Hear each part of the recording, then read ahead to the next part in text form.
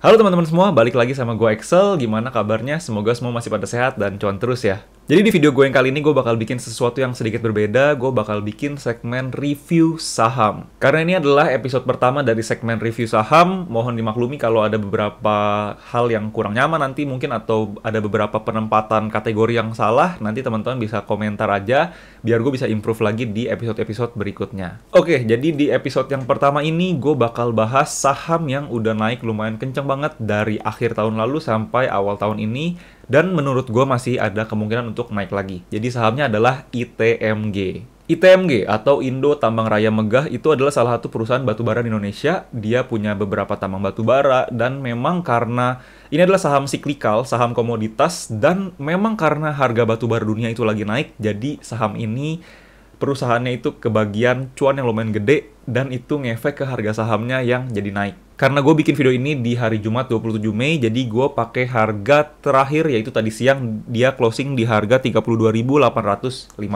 Nih, semoga kelihatan.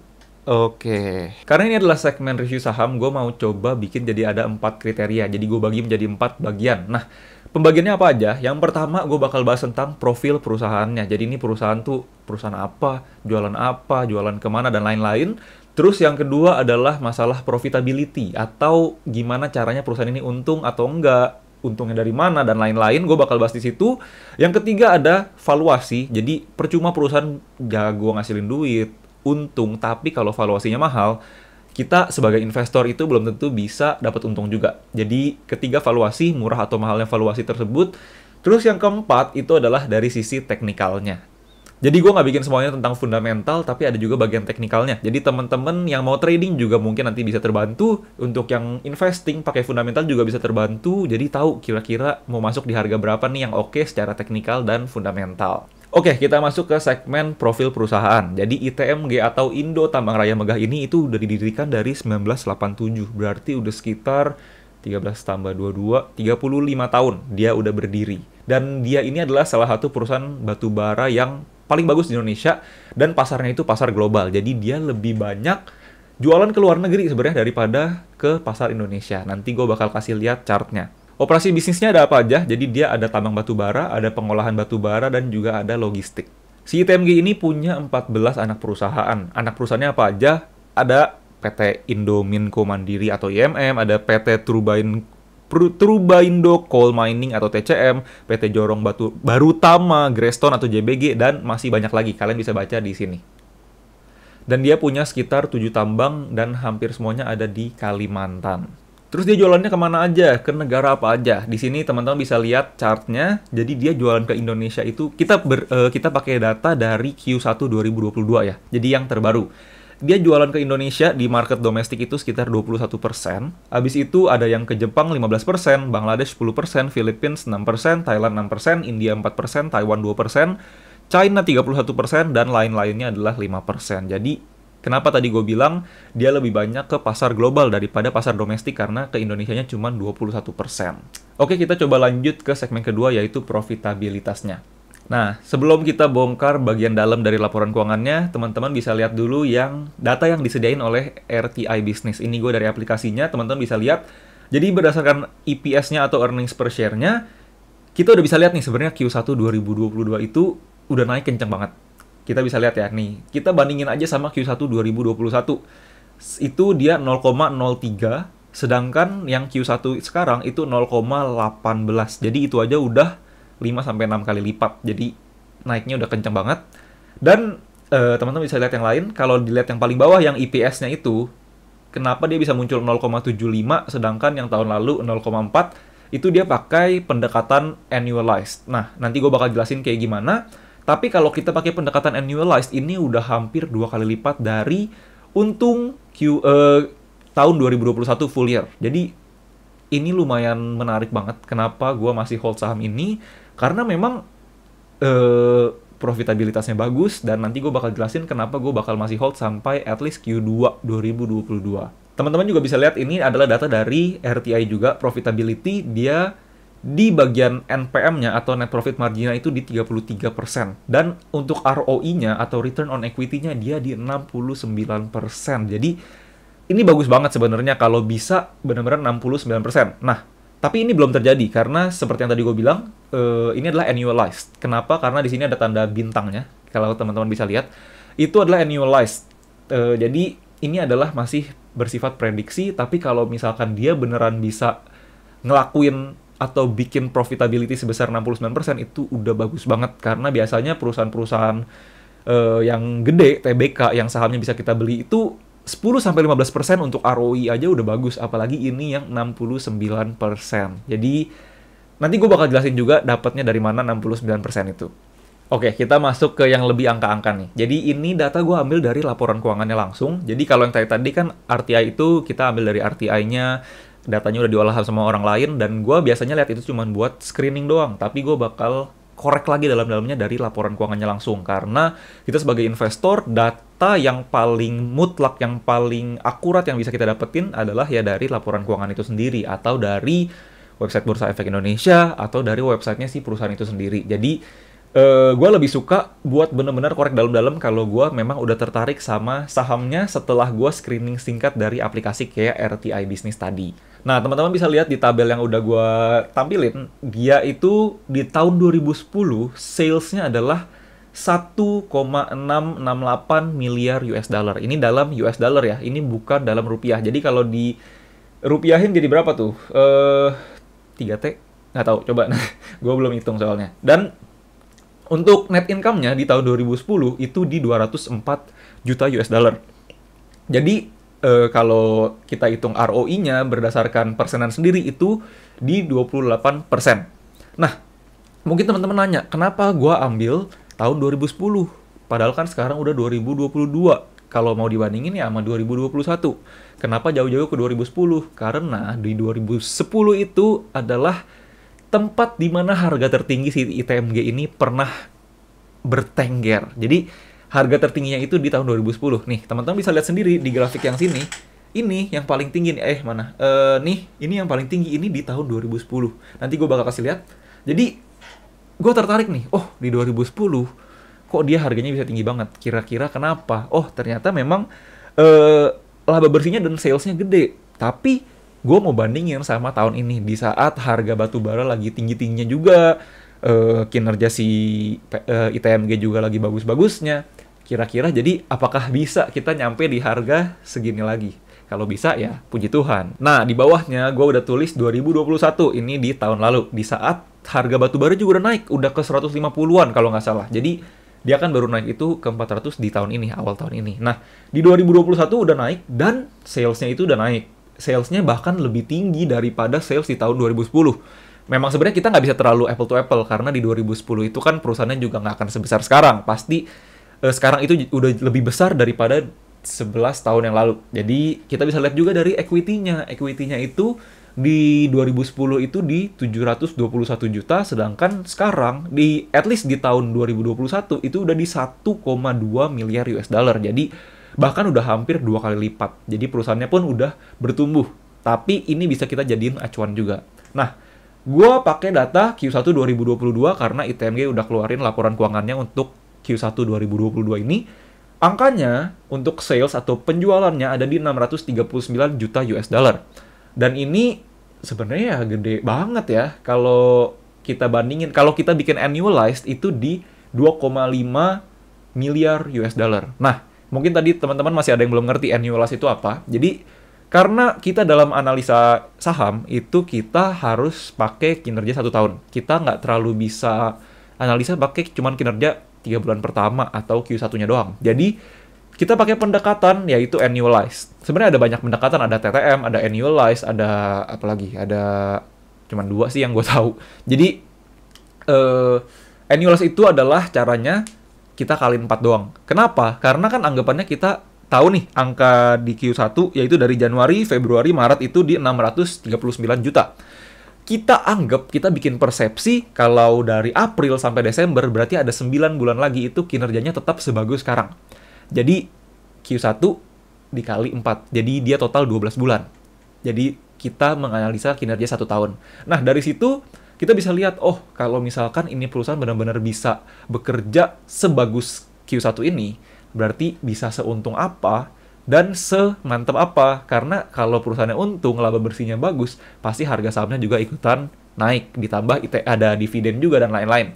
Nah, jadi kalau kita lihat di sini dari Q1-nya aja udah gila banget sebenarnya. Udah mungkin ini sepertiganya dari 2021 kemarin. Jadi gue masih bisa optimis lah untuk si ITMG di tahun ini. Untuk net income-nya di 213 juta. Ini hampir setengahnya dari full year 2021. Itu gue lebih pede lagi jadinya. Dan kalau teman-teman lihat di 2021 kemarin itu ROI-nya di 40%. Itu aja udah gila banget sebenarnya. Makanya sampai ke Desember pun saham ITMG juga naik. Gitu. Oke.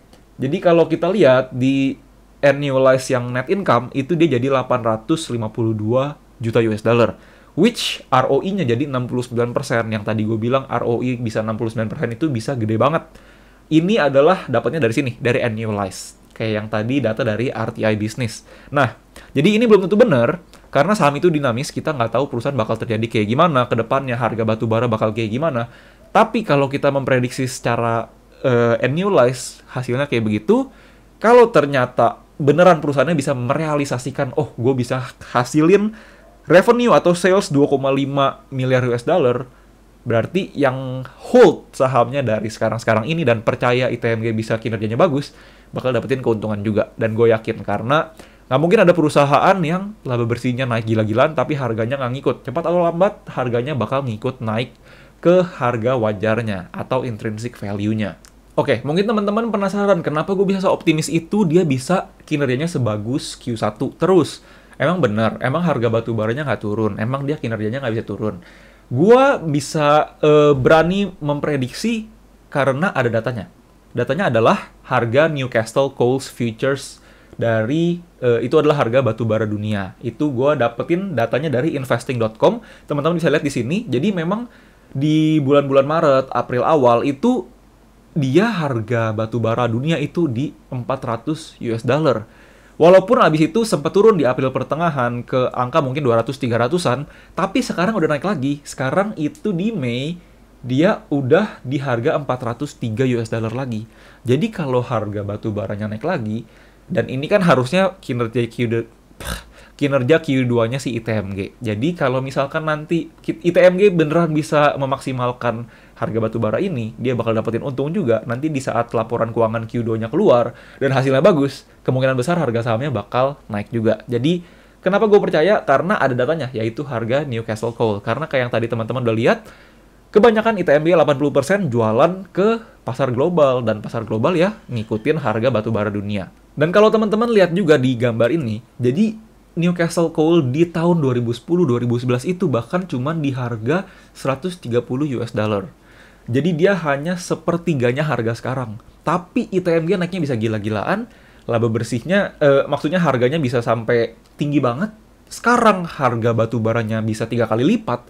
Kira-kira apakah ITMG nggak akan setinggi itu lagi? Nah, itu yang jadi pertanyaan. Semoga naik lagi. Oke, jadi itu adalah overview dari bagian profitabilitas. Gue pribadi masih optimis karena gue pribadi pun masih hold saham ITMG sampai sekarang. Sampai sekarang di porto gue masih ada mungkin sekitar 10-20% porsi gue masukin ke saham ITMG.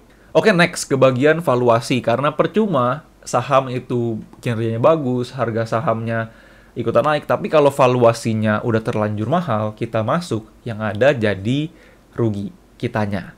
Seperti biasa, kita screening dulu dari bagian valuasi. Nah, di valuasinya ini dari aplikasi RTI Business, untuk PER-nya itu di 3,03 kali, dan untuk PBV-nya di 2,09 kali. PER-nya memang ini ada annualized juga. Nah, tapi ini sebenarnya angka yang kecil banget untuk saham batubara. Tapi kenapa bisa kecil? Kecil itu bagus atau enggak? Nih, gue jelasin. Oke, jadi teman-teman harus tahu dulu sebenarnya kalau PER murah di perusahaan-perusahaan normal atau perusahaan yang non-cyclical, non-komoditas itu kalau PER-nya murah udah pasti bagus. Udah pasti murah dan itu adalah kesempatan bagus. Kenapa? Karena PER sendiri singkatan dari price earning ratio yang artinya harga atau price dibagi dengan earnings atau laba bersih. Jadi kalau PER-nya kecil artinya kan dia harganya masih segitu-segitu aja tapi earnings-nya tinggi nih, earnings-nya naik. Berarti wah masih murah, masih bagus. Tapi kalau PER-nya gede artinya harganya itu udah lebih tinggi, walaupun earnings-nya gede pun, kalau harganya terlalu tinggi, PR-nya bakal gede juga. Itulah kenapa kebanyakan investor-investor nyari yang PR-nya rendah, PBV-nya rendah, karena itu masih murah. Tapi Peter Lynch ngomong yang beda tentang saham siklikal. Maksudnya apa? Teman-teman bisa lihat di sini, ini adalah cuplikan dari bukunya Peter Lynch, yaitu One Up on Wall Street, kalau nggak salah bukunya yang itu. Dia bilang, kalau usually a low price earnings ratio is attractive when buying stocks, but not when buying cyclicals. A very low price earnings suggests a cyclical's good times are about to end. Maksudnya adalah, biasanya memang kalau PR yang rendah itu atraktif atau menarik buat kita beli sahamnya. Tapi beda halnya dengan saham siklikal. Karena biasanya saham-saham siklikal yang PR-nya rendah itu mengartikan kalau good times are about to end. Artinya masa jayanya atau masa wahnya itu bakal segera berakhir. Maksudnya gimana? Karena kalau PR rendah, maksud dari Peter Lynch di sini adalah mungkin harganya udah tinggi banget, tapi karena earnings-nya juga gede banget, PR-nya jadi kecil. Jadi kelihatannya buat investor yang nggak ngecek dalam-dalamnya, wah ini saham masih murah, wah ini masih murah banget nih, kita beli. Padahal kita harus lihat juga dalam-dalamnya, apakah PR murah ini itu karena memang harganya belum naik, atau karena memang net earnings-nya udah naik tinggi banget, harganya naik tinggi banget, jadi PR-nya kecil. Jadi kita harus korek dalam-dalamnya, nggak bisa cuma lihat dari rasio-rasio yang ditampilin sama aplikasi-aplikasi. Nah, terus kan si ITMG ini PR-nya cuma 3, itu kecil banget. Apakah ini udah menyeramkan? Apa justru masih adalah kesempatan-kesempatan buat kita masuk? Kalau buat gue pribadi, memang ini sebenarnya kalau teman-teman mau masuk di harga sekarang, itu bukan waktu terbaik, bukan waktu teroptimal, karena dia udah naik juga. Dia udah naik ke 33.000, 32.000-an. Nah, tapi karena based on si harga Newcastle Coal yang tadi, gue masih berani hold sampai, at least sampai sekarang. Karena ya harganya masih 400-an gitu loh. Harga masih 400-an, ITMG belum ada masalah tentang ekspor-eksporan, masih lancar-lancar aja. Jadi, gue masih optimis lah untuk Q2, at least untuk Q2 dia masih bisa naik lagi. At least untuk mempertahankan kinerjanya. Tapi ingat ya teman-teman, saham itu dinamis. Entah kita investor, entah kita trader, saham itu dinamis dan kita harus adaptasi buat ikutan dinamis juga. Kita nggak boleh statis, jadi kayak sahamnya gerak kayak gimana-gimana, perusahaannya gerak kayak gimana-gimana, tapi kitanya tetap hold, tanpa mantengin updatean, itu nggak bisa. Kita harus ikutan dinamis juga. Kalau tiba-tiba kinerjanya nggak sebagus itu, ya kita cabut sebagai investor. Apalagi kalau trader. Oh, kalau misalkan harganya turun, udah nyentuh cut loss, ya cabut cut loss. Itu harus disiplin. Entah kita sebagai investor, entah kita sebagai trader, kita harus disiplin biar nggak kena rugi yang terlalu gede. Nah, tapi kalau kita lihat dari sisi PR-nya doang, sebenarnya ini masih murah banget untuk sekarang. Karena kalau kita lihat dari PE Band adalah salah satu cara yang dilakuin oleh investor buat lihat valuasi dari perusahaan, buat dibandingin berapa tahun ke belakang, dan juga bisa buat bisa juga buat nentuin nilai wajar atau target price secara fundamental. Nah, teman-teman bisa lihat di sini, untuk yang garis warna kuning itu adalah min-nya atau tengah-tengahnya. Itu biasanya dipakai buat fair price-nya atau harga wajarnya. Dan sekarang bahkan kita masih di bawah harga yang di bawah kuning, yaitu PE-1. Jadi masih di harga segituan, masih di bawah situ. Jadi sebenarnya masih lumayan murah kalau kita lihat di harga sekarang gitu. Kalau secara fundamental, secara lihat PE Band ini kesimpulannya adalah valuasinya masih termasuk murah. Walaupun tadi kalau kita lihat PBV-nya itu di angka 2,09, sebenarnya udah nggak murah-murah amat. Tapi kalau kita melihat tadi, kalau kita nggak pakai annualized ya, untuk si Q1-nya aja udah 17% ROI-nya. Kalau kita pakai pendekatan ROI dan PBV, itu masih termasuk murah lah, masih oke, masih belum yang sampai overpriced, sampai terlalu mahal. Jadi kesimpulannya ya masih bisa centang lah, valuasinya masih termasuk murah. Oke, kita ke segmen terakhir, yaitu segmen teknikal. Gimana secara price action atau teknikalnya si saham ITMG ini? Jadi kalau di sini yang gambar pertama ini, gua ambil dari dari chart 1 week atau 1 mingguan. Nah, jadi secara makro, secara major trend, si ITMG ini itu ada chart pattern. Chart patternnya adalah double bottom. Dan biasanya buat teman-teman yang belum ngerti, double bottom itu adalah salah satu chart pattern yang menandakan saham ini bakal bullish atau bakal naik harganya. Nah, jadi teman-teman bisa dilihat, ini adalah double bottom dari tahun sekitar 2014-an sampai sekarang, 2022. Nah, Kalau kita lihat secara minornya atau secara minor trend, di sini teman-teman bisa lihat sebenarnya masih uptrend, masih uptrend. Caranya tahu kita uptrend atau enggak itu dari mana? Yaitu syaratnya adalah ada higher high dan ada higher low. Maksud dari higher high adalah kenaikan yang lebih tinggi daripada kenaikan sebelumnya. Maksud dari higher low adalah adanya penurunan yang tetap lebih tinggi daripada penurunan sebelumnya. Karena saham yang sehat kenaikannya itu pasti ada koreksi atau ada low-nya. Tapi jangan sampai low-nya tembus ke bawah. Jadi low-nya itu masih harus lebih tinggi daripada low sebelumnya. Kayak teman-teman bisa lihat di gambar ini. Jadi dia ada higher high, higher low, higher high, higher low, higher high, higher low, dan ada higher high lagi. Nah, tapi kalau secara teknikal, kalau teman-teman lihat kayak begini, jangan dibeli sekarang sih sebenarnya. Karena sekarang itu masih tinggi banget harganya. Dia benar-benar di pucuk. Jadi teman-teman usahain jangan beli di higher high-nya. Memang kalau secara major trend ini ada di neckline-nya si double bottom, tapi kalau secara minornya, menurut gua agak terlalu buru-buru dan tergesa-gesa kalau teman-teman maksa beli di harga sekarang. Gua pun average-nya nggak di harga sekarang, masih di bawahnya lagi. Jadi, gua masih tenang buat hold. Kalau teman-teman beli di harga sekarang 32.000, 33.000, takutnya kalau nanti turun koreksi ke 31.000, 30.000, teman-teman yang pusing sendiri, panik sendiri, dan harganya terlalu tinggi. Jadi, kalau gue bisa saranin secara teknikal, teman-teman bisa tunggu dulu sampai at least mungkin ke ya 28.000, 29.000, 30.000 kalau dikasih. Baru beli di situ, tapi ingat tetap harus lihat dari si fundamentalnya, apakah nanti Q2-nya masih bisa mempertahankan atau enggak. Oke, jadi gitu aja tentang review saham ITMG. Semoga teman-teman terbantu dan jadi paham tentang si perusahaan ITMG ini. Jadi kesimpulannya adalah secara valuasi murah, secara profitability bagus banget, apalagi dia bisa mempertahankan kinerjanya karena memang faktor makro dari dunia ini juga membantu karena harga batu baranya juga naik. Tapi secara teknikalnya sebenarnya masih kurang menarik untuk di harga sekarang karena dia ada di higher high-nya. Jadi teman-teman bisa bersabar, tunggu dia turun atau koreksi ke higher low-nya. Jadi baru masuk tuh dari situ. Tapi tetap ingat, kalau teman-teman mau investing, tetap pantengin fundamentalnya terus, tetap pantengin makroekonominya. Kalau teman-teman mau, misalkan kalau teman-teman lihat, oh kinerjanya jadi buruk nih, teman-teman jangan takut buat cut loss, atau keluar dari sahamnya, atau segera take profit gitu ya. Kalau secara teknikal teman-teman mau jadi trader, harus disiplin untuk cut loss berdasarkan price action plan yang teman-teman udah siapin dari awal. Take profit di berapa, stop loss di berapa, kalau bisa tentuin juga trailing stop loss-nya dan lain-lain. Jangan sampai teman-teman malah hold turun kalau amit-amit kinerjanya jadi jelek dan malah jadi rugi. Padahal perusahaan bagus tapi malah kena ruginya. Ingat juga buat tentuin porsi yang tepat. Kalau buat gue pribadi, satu saham itu 10-20%, jangan terlalu besar, jangan terlalu kecil.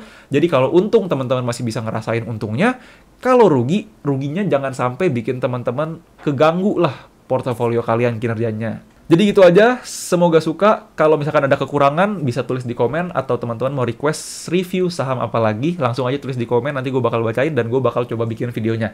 Sampai ketemu di video berikutnya, bye-bye.